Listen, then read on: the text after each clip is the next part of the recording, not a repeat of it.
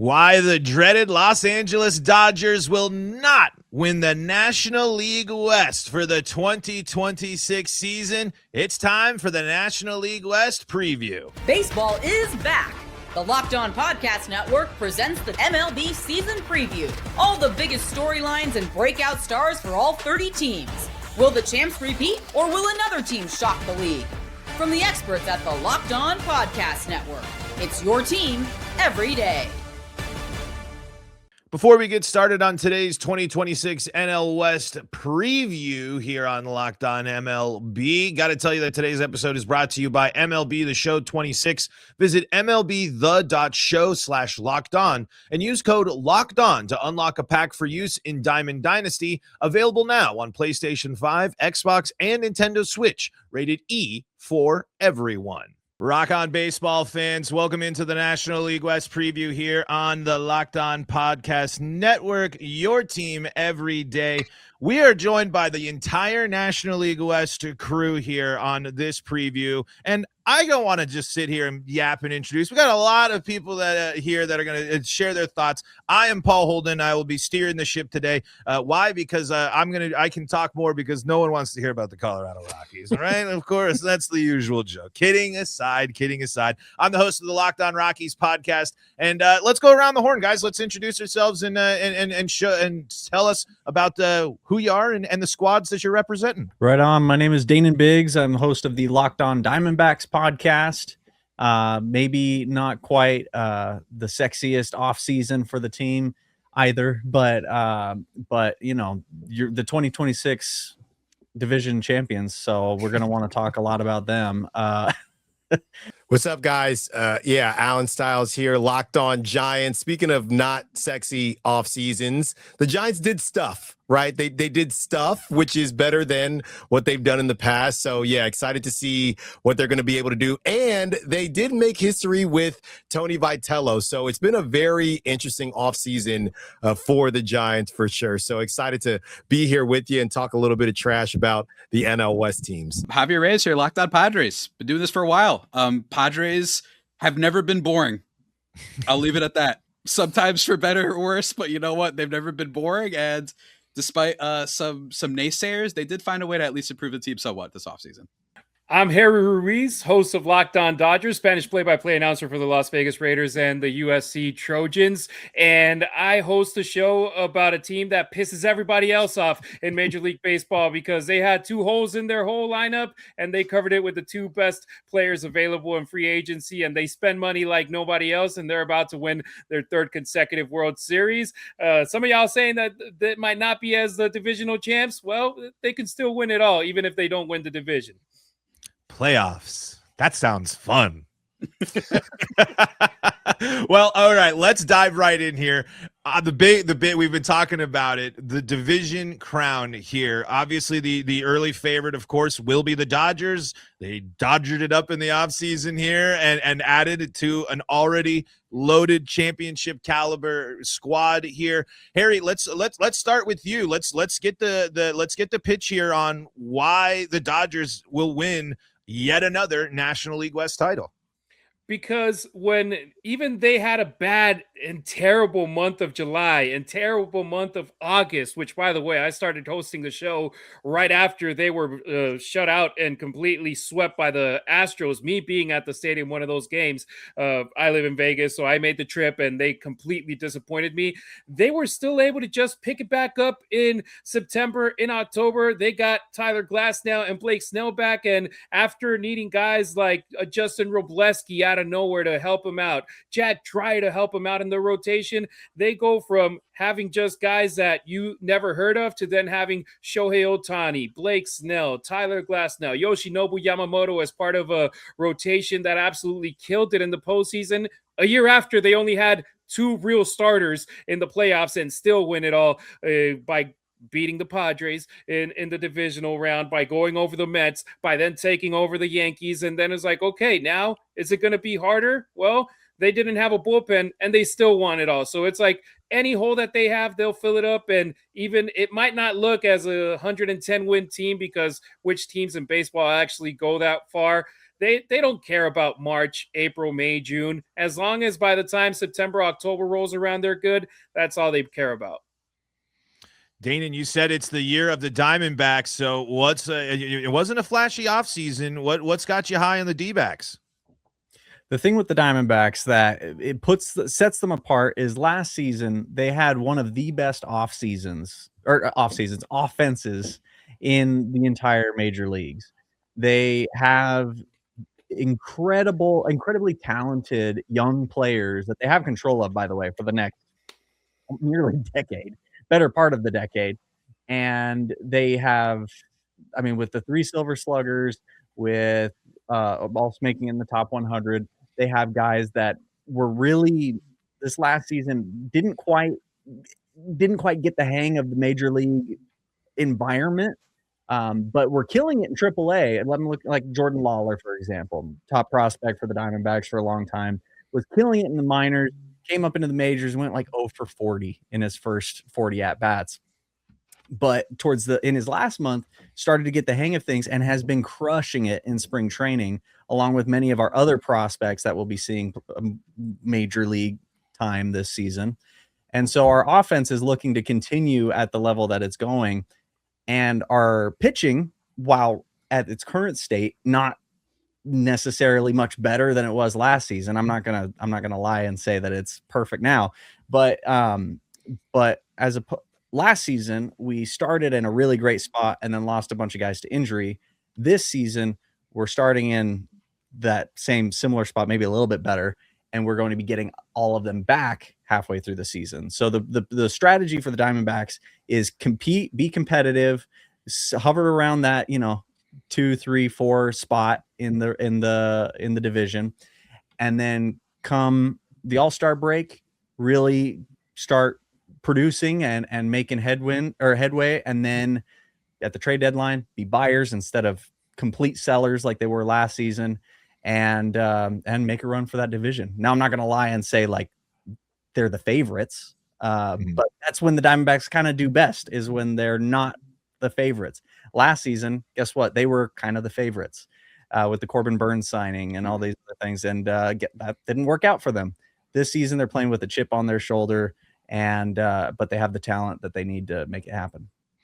Alan, you said it's an interesting offseason for the Giants here, but I like to point that I'm a superstitious guy. It's an even year, so that means you cannot count the San Francisco Giants out until the season is officially over. Do the Giants have a shot at the division this year? Wow, Paul, we're still doing, you sound like you're in the Bay right now, still bringing up the even years, man. That's a long time ago, but I still love talking about it because those were the good old days. I'll say this, what the Giants did, and I joke at the beginning of the show, they did stuff, but the stuff they did, they checked all their boxes. They just didn't necessarily do it in the flashiest way possible. You signed a guy like Adrian Hauser coming off a great season, and Tyler Mahle, who pitched really well too. It's just a matter of health with him. And then you add in some of the X factors. I didn't love how people brought up the fact that Rafi Devers was signed traded for during last season. And people are saying, well, that's kind of like an offseason acquisition. No, it's not. But at the same time, you are going to get a full season of Rafi Devers, which you did not have last season. He had over 30 home runs. You have Willy Adames, who broke the Barry Bonds 30 home run streak. So now he's going to be even more comfortable. Matt Chapman doing his thing. And then, guys, I'm going to bring him up. The X Factor, Bryce Eldridge. All hail Bryce Eldridge. Look, I know it didn't work out with Joey Bart. I know it didn't work out with Marco Luciano, but this is the guy. We finally have one, and I hope that he actually sticks. The pitching, that's what I'm most worried about. We know what Logan Webb is going to do. Robbie Ray actually worries me more than a lot of people, just because, you're just trying to see what he's going to be at this stage in his career. And last but not least, the back end of that rotation with Landon Roop and the other guys that I talked about, that's going to be a question mark, and as well as the bullpen. Randy Rodriguez goes down with Tommy John, so he's going to be out for the season. You bring in a couple other guys, so it's all about the bullpen to me, guys. I think the Giants are actually going to hit, which is bizarre to say. The problem, or I guess the solution, hopefully, is going to be what they're able to do on the mound. Yeah, I mean, luckily though, San Francisco helping out those pitchers from time to time. Javi, the one team that has been the big thorn in the side, the Diamondbacks have done it as well, but the team that we talked about, maybe one of the bigger rivals of the Dodgers, the Padres, and they certainly had an interesting offseason here. Do you like their chances at taking the NL West crown this year? It's really funny. Like, there's like a little bit of a dissonance between the perspective on the Padres that I think a lot of people have, which is like the Slam Diego thing, right? And as Alan mentioned with the whole, the even year thing was so long time ago, that the Slam Diego thing is kind of low key, with the exception of 2024, I think, has been gone for a while too. This is a Padres team that has a couple really big star players, and then they beat you with starting pitching that has a new guy break out every year. Last year was Nick Pivetta. The year before it was Dylan Cease. I know he was good before, but he had one of his best seasons with the Padres. And the year before that, it was Blake Snell having a Cy Young. Then they had Joe Musgrove, and then Michael Wacha and Seth Lugo randomly good. And the best bullpen probably in baseball, and probably still going to be the best bullpen in baseball, or at least one of the best units, especially with Mason Miller. So it's just that's just weird that kind of people view him that way, but they're really just more of like a run prevention team that has a couple of heroic moments and hopefully some clutch hitting that they have to work on. And this offseason, I think they did as best they could, considering that they don't really have a lot of a farm system left, which is something that is, contested a lot among Padres fans and Major League Baseball fans as a whole, with AJ Preller being just the sicko that he is, just trading prospects left and right. No regard for prospect life, this man. But he usually is very good at retooling the system. But for now, with a lot of their contracts, with some of their financial constraints, with the team being sold potentially imminently, not having the TV deal, all these different things, the passing, of course, of Peter Seidler, like I said, it's never been normal for the Padres. There's always something happening. They refuse to be a normal baseball team. And I think that in some ways it works in their favor. And they were able to bring back Michael King, probably just for this year. He's probably going to ball out, do what now Dodger Blake Snell did. You ball out for 1 year. He did it with San Francisco. Probably going to do that, go get paid elsewhere. And they still have Nick Pivetta. They have Joe Musgrove, who's like a 3.5 ERA guy when healthy, and one of the most consistent starters in baseball. And then some intriguing back-end options with German Marquez, Walker Buehler, Griffin Canning at some point in the season. And then, of course, you have the Randy Vasquez hype train, who has been balling out in spring training so far. So it's definitely a team that could probably be competitive. And as much as some sites, like Fangraphs with their projections, tend to not love the Padres, right? They tend to project them a lot lower than usual. But this is a team that's made the playoffs, 3 out of the last 4 years, and they won 90 games consecutive years in a row for the first time in franchise history. So as much as it isn't as pretty as some other teams do it, they do find a way to be competitive, and I will continue to believe that they're at least at the very minimum going to be a competitive team until proven elsewise. Yep, and well, just to round it out, no, the Colorado Rockies will not be winning the National League West in 2026. It'll probably be a while before they do that. However, I do think this is going to be a better team. I think if you are looking at this from the outside perspective, you're probably sitting there, you're looking at projections, you're looking at the Rockies roster, and you're saying, did they really do anything? Did they add things? And arguably, yes, the names they added to the rotation statistically better than the options that the Rockies had last year, and are a veteran presence that the Rockies haven't had in their rotation for a long time. They also have, I think, a guy that got snubbed off of our Locked On Top 100. I think the Rockies have one of the best catchers in the National League in Hunter Goodman, if he's able to replicate and do what he did last year, Silver Slugger and an All-Star. Plus, if the Rockies get healthy seasons from Brenton Doyle, their center fielder, and Ezekiel Tovar, I think those are guys that can play all-star caliber baseball. However, the Rockies are far from it, in the running for the title there at the division, but hopefully going to be a more competitive team here in 2026. Before we move on, is anyone not picking the Dodgers officially to win the division? Daynen, I know you had it. You're officially saying no to the Dodgers, because I myself am saying Dodgers take the division. All I'm going to say is that the last team to beat the Dodgers in the playoffs were the Arizona Diamondbacks, and I don't want to be thrown, I don't want to be throwing stones because I have quite the glass house, but it was a pretty humiliating sweep. So, I mean, and of course the Dodgers had plenty of humiliating sweeps of the Diamondbacks too. So, don't throw the stone right back, but I'll do that myself. But I think that's going to happen this season, but it's going to be the division. Yeah. Anybody else not taking the Dodgers? Bold claim. I am agreeing fully with Harry on this. Very low key, the Dodgers have not played to their maximum potential the past 2 years. I'm going to say it was 24. They had like all those pitching injuries and they still ended up winning the division. It was close. The Padres did heat up late and it was genuinely a very close one. And then last year you had like Mookie Betts with whatever was happening with him injury wise. You did have some down stuff, but I think that's why I still think it's the Dodgers. There's just too much. That doesn't mean they're going to win the World Series necessarily, but I just think that there's no way that they don't at least win 98 games at minimum. You know what I mean? So I think that they win the division, and it feels like they almost tried just for fun to let the Padres or even the Diamondbacks potentially win the division, but it didn't happen. So I don't see it at all. Yeah, I'm not sure that I have a team to pick. We're going to wait to do our bold predictions to do that. But if you're, I mean, can I really be the Giants guy and say the Dodgers are going to win it? So I don't know that I'm going to go with the Giants. Like I said, we'll have to wait towards the end of the show to do that. But I will take the field. How about that? I have to take the field. Enough is enough, guys. Enough is enough. I'm taking the field, all right? Just on principle. I mean, if you add the Fields wins, maybe.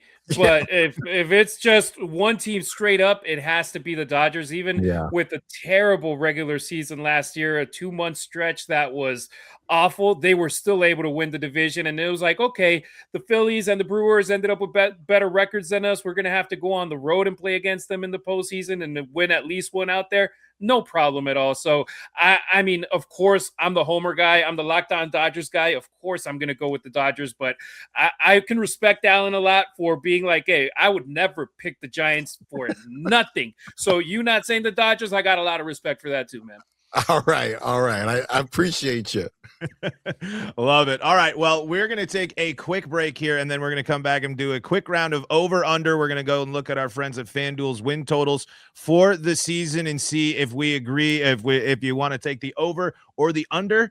Plus, let's talk about the biggest offseason move in the division. That's coming up next. Today's episode is brought to you by MLB The Show 26. The greatest game in baseball is back with its newest installment. Baseball fans are going to have a hard time pulling themselves away from the game. And I know I am, because it is time for my favorite thing in the show, the road to the show. I love being able to play in college, then go to the minor leagues, then work my way up to the major leagues to help my team win it all in the World Series. You can build your dream team in the franchise modes or play against your friends either online or on the couch next to you here when you fire up MLB The Show 26. If you're a gamer, a baseball fan, or just want to enjoy America's favorite pastime in a new exciting way, you are going to love MLB The Show 26. Play as your favorite team and franchise players and see if you have what it takes to win your own World Series. Visit MLBThe.show/LockedOn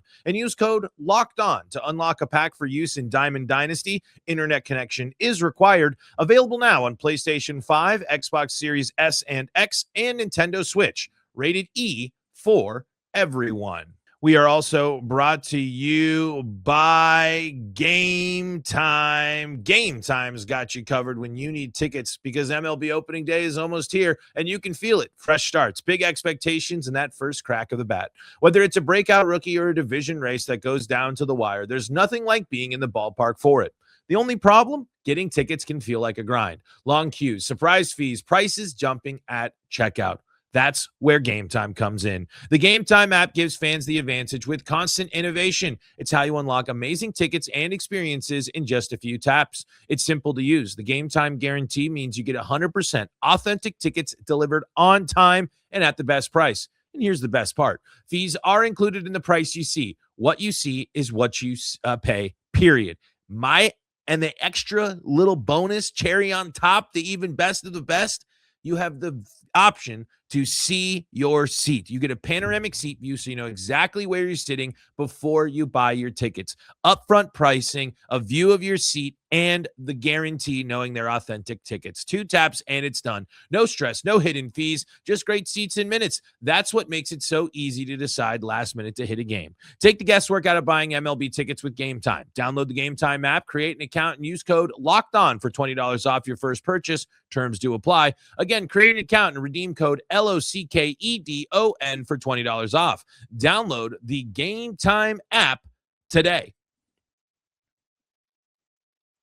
Welcome back into the Locked On NL West season preview here. We got the entire group of hosts from the Locked On National League West podcast here. Locked On Rockies, Diamondbacks, Dodgers, Giants, and Padres all hanging out here. Guys, I want to start segment number 2 here with a little bit of a rapid fire round here. I'm going to ask you if you guys are taking the over or under on your team's win totals here. And Alan, I'm going to start with you here. The Giants, according to our friends over at FanDuel, the over under 80.5 wins. Are you taking the over or the under? I feel like they set it at that every year, man. I mean, every single year. And every year I take the over and get burned. And I'm going to do it again. Give me the over. I love it. I 80 wins, that seems doable, I think, there for the Giants. And Javi, 83.5 for the Padres.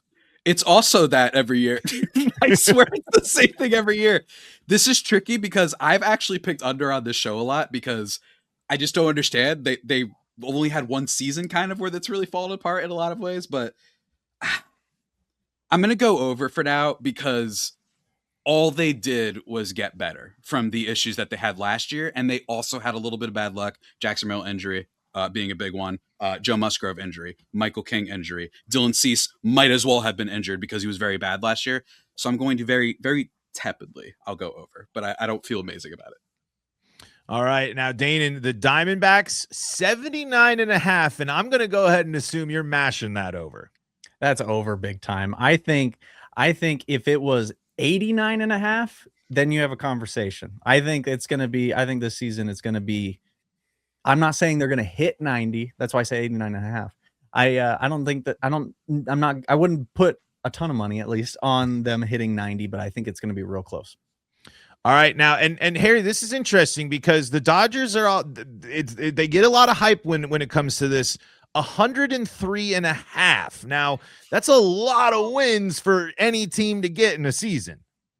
No doubt about it. And I mean, even you look at how many teams get close to it, it's not many. And the Dodgers, like Javi said, it's like, hey, they've had the last 2 seasons, not everything has clicked, and they've been able to win the division. They've been able to win the World Series. 103.5. That's a big number. And knowing the way that they do load management with the Dodgers, with their pitchers, even giving Freddie wants to play every day. They give him 20 plus days off per year. And you don't need Freddie Freeman out there every single day. You don't need Shohei Ohtani out there every single day. Even like you bring in Kyle Tucker, you already have Mookie Betts, Teoscar Hernandez. It goes on and on and on. When the weakest spot on your team is a center fielder in Andy Pages, who had the second most home runs on the team last year, it's like that shows you the embarrassment of riches. But yet I won't go with the over. I'm going to say under 103.5 wins because baseball is going to baseball. Regular season is a grind, and it's tough to get to that number. So I rather say under. I'm not a gambling man, but I would say under 103.5. Yeah, it's like you said, baseball's going to baseball. And I mean, to win 100 games is a feat in and of itself here. Interestingly enough, I actually have been kind of monitoring this over the offseason for the Rockies. The Rockies win total has increased by 4 wins in the span of about a month at now a whopping 55.5. So wow. Last year I was very bullish and said, take the over. And we all know how that ended up going. But I firmly believe that this team's ceiling is 62 wins. If the Rockies play their most competitive baseball, if they get what they get from these veteran players that they've added to the rotation, if they stay healthy with the right guys and get a breakout performance like we're seeing some signs of at first base from TJ Rumfield or Charlie Condon, I think 56 wins should be doable. However, I strongly encourage, if you are taking this, to look at the Rockies' first couple months of the season. It is brutal. The Rockies opening the season is tough. They play a ton of the National League East, and of course, they play against a loaded division here. All right, guys, let's move on here. We're going to talk about the best player in the division, but recently Locked On released a thing we all voted on. And the number one player was Shohei Ohtani. And since Shohei Ohtani's dog got more comments and posts on social media than the Colorado Rockies did this offseason, we're going to go ahead and just skip that Shohei talk and move to biggest offseason move in the division. Javi, I want to start with you. Was there something that jumped out to you that happened in the National League West this year? Oh, man, this is tough, man. I mean, my beloved Luis Ariz now going to division rival Giants. I say beloved facetiously, by the way, because I was losing my mind watching him play last year, specifically because they put him at number 2 in the lineup. I think he could be totally fine with the Giants, though, because they're, they might have like real ideas of how to construct the lineup. But I think I'm a little bit tempted to go homer here with the Michael King signing because of the situation the Padres are in financially, that they can't really give out a big sort of contract at the moment. They can give out money, but not a big long-term contract. But I don't know, man. I mean, can we just say Kyle Tucker just because it was really funny seeing everyone lose their minds? Like, I really, like, it was amazing. I also lost my mind, not as much as I usually did. I feel like I truly lost it after Shohei. That's when I broke as a human being. But I'm going to say Kyle Tucker, but there's something about this D-backs team, man. I don't know. I can't put my finger on it. The D-backs and the Giants, frankly, scare me. The more that I think about it, I'm kind of on the Bryce Elridge bandwagon too. But I will say for now, I'll just go homer and say Michael King because of the constraints that the Padres had. That it's kind of like they really needed to land a guy like that with all the injury concerns and just not having as much farm system depth. Harry, is it in fact Kyle Tucker? I mean, I was about to say the Rockies, the Dodgers there, of course, setting the internet ablaze, bringing in another the top free agent, arguably there. Is it Tucker? So I'm always going to be biased for Kyle Tucker because the signing was announced or reported by Jeff Passan 90 minutes after my daughter was born. So I literally had like my baby girl in my arms, my firstborn, and then Kyle Tucker gets signed to the Dodgers. I'm like, holy crap, Dad, hold on to the baby. I need a post on Locked On Dodgers on the socials. And it's like, I got to do something because this is nuts. I wanted him to sign with the Dodgers. I didn't think he would sign with the Dodgers. He did sign. So I'm biased with him, but I'm going to say it's Edwin Diaz. And it's ironic that the Trevor Hoffman Award winner 2 out of the last 4 years now is going to be closing games against the Padres in the division. And the crazy part is last year we could have this conversation about Tanner Scott. And Tanner Scott was a bomb. He was terrible with the boys in blue. I'd have no issue at all if they cut him and eat that big chunk of change that he's still owed. But they're keeping him. Hopefully the role change helps him a lot being the 8th or 7th inning guy. But Edwin Diaz, that's a game changer right there. I know that he has a good season, bad season kind of alternation with him right there. But Edwin, I have a feeling being in a team that has not the possibility, but the expectation of winning it all in the Dodgers, it's just going to have him on another level, and having the trumpets at Dodger Stadium is going to be nuts. So even though I'm biased for Kyle Tucker, I'm going to say Edwin Diaz is the biggest signing in this offseason. I mean, which other team can say they got the best player in a position signing with their team? I know it's tough with the constraints, the economic constraints that some squads do and some don't, but it has to be Edwin Diaz, in my opinion. Alan, what about you? What was the biggest move in the NL West? Yeah, well, there are 2 answers here, and I'm going to start with, for the Giants specifically, it's Nolan Arenado, because him coming back to the division is a disaster for the Giants because he owns the Giants' soul. That is a problem, okay? But that's just for the Giants specifically. As far as just the NL West in general, it has to be Edwin Diaz. And, Kyle Tucker, to me, I think there was a lot of back and forth, guys. You saw it too, about what is Kyle Tucker great at? Obviously, he's a really good baseball player, but when he was still floating around there and the Giants pretended to be interested in him, I'm doing my research, and a lot of the question was, well, does he have any great tools? He's just a solid ball player. But for me, we've seen it before with the Royals back in the day when the Giants were in playoffs and competing for championships. You have a closer. It just shortens the game by that much. And to Harry's point, what the Dodgers were able to do as they just decided, hey, Glasnow, get in there and close them, get in there and be a relief pitcher. Just everything that they were able to do without necessarily having a plan. Now that they do have a plan, it's even scarier. So it's got to be Edwin Diaz. I'm going to cover my ears when the trumpets play, though, but it's got to be Edwin Diaz. Daynen, anything bigger than Diaz to the Dodgers? I think I have two answers as well. For the D-backs specifically, the biggest move that I think the D-backs made was last season at the trade deadline. They traded away their best pitcher, Merrill Kelly, to the Rangers. He did not perform nearly as well in Texas as he did in Arizona. And so he plays for less than half a season there and then signs right back with the Diamondbacks. And for Merrill Kelly, the other thing about it is we got 3 really, really good pitching prospects for Merrill Kelly for him to just not play super well in Texas and then come right back.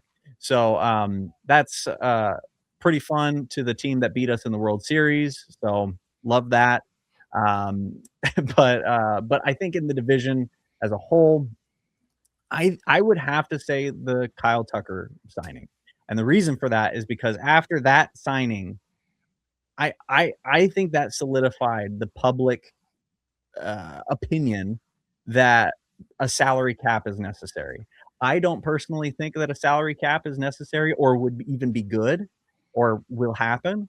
But I think the general public and the general fan base of baseball in general, they saw the Edwin Diaz signing, and that's like, okay, right, that's good. That's of course the Dodgers would do that. But the Kyle Tucker thing, I'm not even completely sure that he's worth that much money, to be completely honest. Right. But the Dodgers, with having the ability to just say, here is a bunch of money, and you know what? If Kyle Tucker loses both of his legs in a train accident tomorrow, we're still going to be fine. Whereas any other team, I know, yeah. But any other team, that would be crippling, not just to Kyle Tucker, but to the team too. And I mean, yeah, it'd be like, oh my gosh, we just sunk so much money into this guy that we're now no longer going to be even able to use. But the Dodgers have the money and the resources, which, by the way, as much as I hate on the Dodgers, I respect the business side of everything tremendously, and only wish that every other team could make the smart decisions that they do. But yeah, it's something that only they seem to really be able to do, and the general public perception kind of saw that and went, okay, that's enough. We need to do something. And so I think that's the biggest move this offseason, not just in the division, but in the entire majors. On his best day, Kyle Tucker is the 3rd best player in the Dodgers organization in the lineup. Like, more than likely every other day, he's the 4th or 5th best player. When you got Shohei, Mookie, Freddie, Will Smith, it's like Kyle Tucker. But that's another reason why he more than likely picked this organization. He doesn't like the spotlight. He doesn't like being the guy. Right here, he is a guy that is paid a lot in a team that's more than likely going to win the World Series. So he's okay with that. And that's a reason why I'm going to go with Edwin Diaz, but Kyle Tucker, it's like, hey, it's still a great signing, but I feel that the best one is Edwin. Yeah, and I think all great points here. And I'm actually going to take mine in a bit of a different direction here, because obviously I think the immediate, hey, these Diaz, Tucker, these are it. And this is put the homer hat is fully on. I think the Rockies front office overhaul is the biggest move that happened this offseason. This is finally a team that is looking to that actually strip things down. New coaches, new front office pieces, brought in voices from the outside of the organization. Now, Paul DePodesta has a lot of question marks. I don't know why you're picking from the Cleveland Browns, especially considering the last decade. But this is a team that needed to do something completely different and something they haven't ever done before.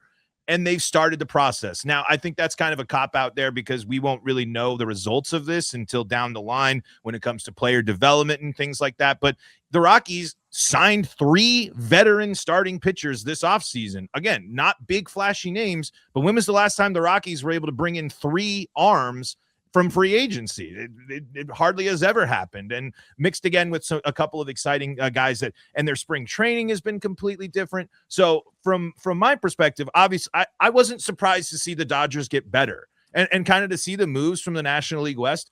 It's not surprising when these teams get better. To me, like I know it's the little brother syndrome and looking from the outside looking in. But now I'm hoping the Rockies can now be making these decisions and finding the next Kyle Tuckers and Edwin Diaz's and be able to make the moves for them. They won't have the money, but I think that you can't ignore the fact that the Rockies are a different, or at least personnel wise, are a different organization. So I think that's a little bit of a spin. But I mean, when you're a team that can bring in two of the biggest names in free agency, of course, how can it get any bigger than that? Now, we're going to have segment number 3, but Harry, I know we were running up a little bit on your time here, so let's just rock and roll. Let's take a quick break, and then we're going to get our one bold prediction for the National League West. That's how we're going to close out the National League West preview. Coming up next, right here on the Locked On Podcast Network. Today's episode is brought to you by Indeed Sponsored Jobs. Workplace chaos, deadlines stacking up, inbox overflowing, and the one position you have to fill is still sitting open. When the pressure is on and you need the right hire, this is a job for Sponsored Jobs. Indeed Sponsored Jobs helps you reach the people who actually fit what you're looking for. Skills, experience, location. So you're not just hoping the right candidate stumbles across your post. And here's a stat that says it all. In the minute I've been talking to you, companies like yours made 27 hires on Indeed, according to Indeed data worldwide. So if you're hiring, spend less time searching and more time interviewing candidates who check all your boxes with Indeed Sponsored Jobs. Spend less time searching and more time actually interviewing candidates who check all your boxes. Less stress, less time, more results. When you need the right person to cut through the chaos, this is a job for Indeed Sponsored Jobs. And listeners of this show will get a $75 sponsored job credit to help get your job the premium status it deserves at Indeed.com/podcast. Just go to Indeed.com/podcast right now and support our show by saying you heard about Indeed on this podcast. Indeed.com/podcast. Terms and conditions apply. Need to hire? This is a job for Indeed Sponsored Jobs. Hey, this is Jeff Carr from Locked On Reds, and I've reached the point in my life where my wife and I are looking toward the future. We've got the house, we've got the career, we even have an awesome dog, but now we need to secure that future. That's where Ethos comes in for us. When I look at this insurance or that insurance and I try to pick one, I might as well be reading an entirely different language. Ethos clears up the noise and gets me set up with exactly what I need, because Ethos makes getting life insurance fast and easy, and it's 100% online. You can get a quote in seconds, apply in minutes, and get same-day coverage. Protect your family with life insurance from Ethos now by going to ethos.com/LockedOnMLB. In as little as 10 minutes, you can get a free quote and up to $3 million in coverage at ethos.com/LockedOnMLB. That's ethos.com/LockedOnMLB, ethos.com/LockedOnMLB. Application times and rates may vary. Welcome back in here. Segment number 3. We're getting ready for the best division in baseball. Oh, yeah. I think so. Even with the Rockies outlier. I remember early last year, the whole Wild West stuff, and then it faded off a little bit. But it could come back again. Who knows? I mean, there's an argument for 4 playoff teams. I mean, depending on the record here, if things all go well in Arizona and San Francisco and also in all California. I always forget that it's just that it's California and then us here in Colorado and Arizona. Let's go around the horn here. One bold prediction for either the National League West or your club. I'll open it up for that. And Harry, let's start with you here. So my bold prediction is a 2-parter. First part, Shohei Ohtani won't lead the Dodgers in home runs and runs batted in 2026. And the reason is bold prediction number 2, Shohei Ohtani is going to be the Cy Young Award winner in the National League in 2026. This guy just tries to find new stuff. I almost had a different word that starts with the same letter. New stuff to do, because it seems like he gets bored. It's like, okay, I opened the 50-50 club in my first year with the Dodgers. I break their all-time home run record in the season. Great. Then second year, okay, what do I do? Let me go back on the mound and be the first guy to hit 50 home runs and strike out 50 guys in the same year, just by building up. What other guys do in AAA, building up their arm, he does it in the regular season against major leaguers, against the best guys that every team has to throw at him. I feel that this year it's like, okay, this team is going to win 90-plus games. It's more than likely going to win the division and more than likely going to win the World Series. What else can I do to just entertain myself during 7 months? Let me become the best player in the National League when it comes to pitching. Those are my 2 bold predictions, where he might not, like, for example, last year, he went back to pitching. He forgot about stealing bases. This year, I feel like, okay, he's going to want to be the best pitcher in the league, so he might not be trying to hit a home run every time that he's up at bat. So those are my 2 bold predictions there. I can't believe he stole all those bases. That was just unfair. It was just, oh, he's hurt, and let me just do something that hardly anybody's ever done before. Javi, what you got? This is a tough one. I'm going to be complimentary of another team. I'm going to say Jung Ho Lee finishes top 10 in MVP voting. It's just a feeling. Nothing to support this, basically at all. I'm just throwing it out there because I think it's fun. And my fun prediction is that the San Diego Padres will reveal on opening day that they have a new owner and a new TV deal to start their season and get everybody excited again. I believe that they are an exciting team because the Chargers are gone, because they have all this big ticket sale and revenue. I think someone out there, some billionaire, is going to be like, let's go all in and let's make this a thing. They're going to dominate the city and just maybe even leech a little bit off the rivalry thing and be like, we're going to be attacking them. That's what our strategy is going to be. A la Los Angeles Clippers, LA Lakers type of vibes, back when Steve Ballmer bought them. And then also they'll reveal their City Connect. One of those 3 things will happen, but on opening day specifically, I don't know why. I'm just saying dumb stuff because I really don't have a great bold prediction, because this is such a division full of a ton of stars that are taken in the first 2 rounds of everybody's fantasy draft. And I don't think that there's a single star that any outcome would really surprise me all that much, with the maybe Geraldo Perdomo repeating what he did last year. That's like the only thing I can think of, but I still think he's a good player. So I don't know. I just think that this division is just ripe with talent, and it could be, I think we might get that Wild West that we got last year, but genuinely for a lot longer. With the exception of the Dodgers, I think they'll run away with the division just fine.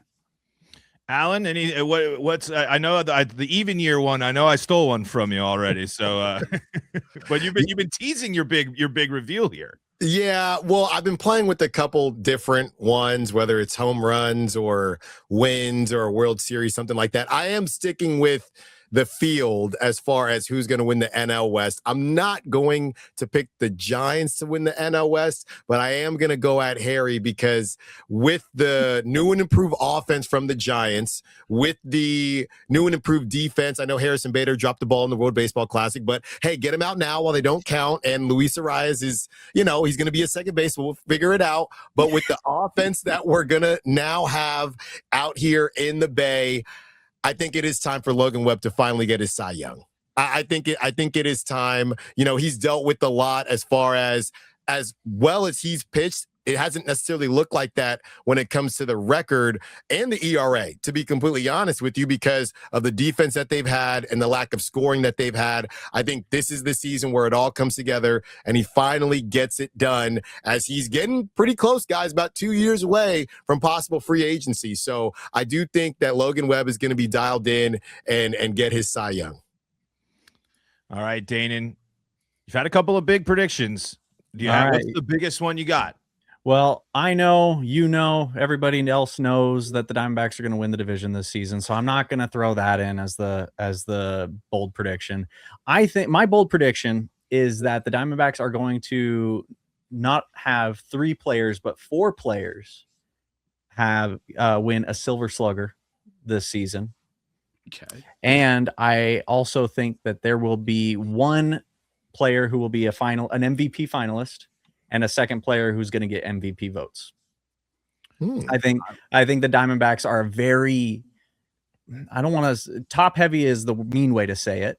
The nice way to say it is that they have a handful of extremely talented players, and that have decided that they want to stay here in Arizona, and that they like it here, and that they're going to give all that they can. And that may be Geraldo Perdomo again. He got MVP votes last year, 4th total. It could be Corbin Carroll. It could be Ketel Marte. Heck, it could be Gabriel Moreno, a catcher. It could be Jordan Lawlar.